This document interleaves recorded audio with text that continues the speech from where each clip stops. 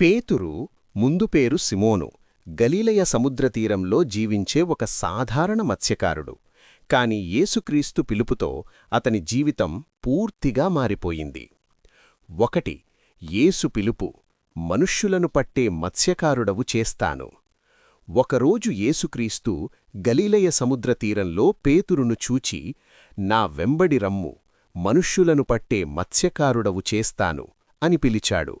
ఆ మాట విన్న వెంటనే పేతురు తన వలలను విడిచి యేసును అనుసరించాడు.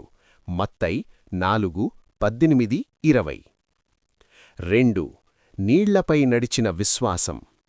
ఒక రాత్రి యేసు నీళ్లపై నడుచుకుంటూ శిష్యుల దగ్గరకు వచ్చాడు. పేతురు విశ్వాసంతో నీళ్లపై నడిచాడు, కాని భయపడగానే మునిగిపోయాడు. యేసు అతన్ని పట్టుకొని, నీ విశ్వాసం తక్కువయింది అని నేర్పించాడు. మత్తయి 14:28-31.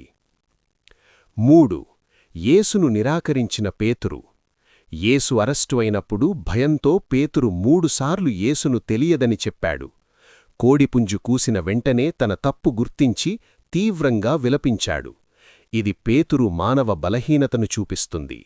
లూకా 22:61-62. 4. పేతురుని పునరుద్ధరణ. పునరుత్థానమైన యేసు పేతురును మళ్లీ కలుసుకొని, నన్ను ప్రేమిస్తున్నావా అని 3 సార్లు అడిగాడు. ఆ ద్వారా పేతురును పూర్తిగా క్షమించి, నా గొర్రెలను కాయుము అని బాధ్యత అప్పగించాడు. యోహాను 21. 5. పవిత్రాత్మశక్తితో మహాసేవకుడు. పెంటకోస్తు దినాన పవిత్రాత్మ వచ్చాక పేతురు ధైర్యంగా సందేశం ప్రకటించాడు. ఆ రోజు 3000 మందికి పైగా యేసును నమ్మారు. మత్స్యకారుడు, సంఘ నాయకుడిగా దేవుడు అతన్ని మార్చాడు. అపోస్తుల కార్యాలు 2. పేతురు కథ మనకు చెప్పే సందేశం. దేవుడు సాధారణ మనిషిని గొప్ప కార్యాలకు ఉపయోగిస్తాడు. పడిపోతే కూడా దేవుడు మళ్లీ లేపుతాడు.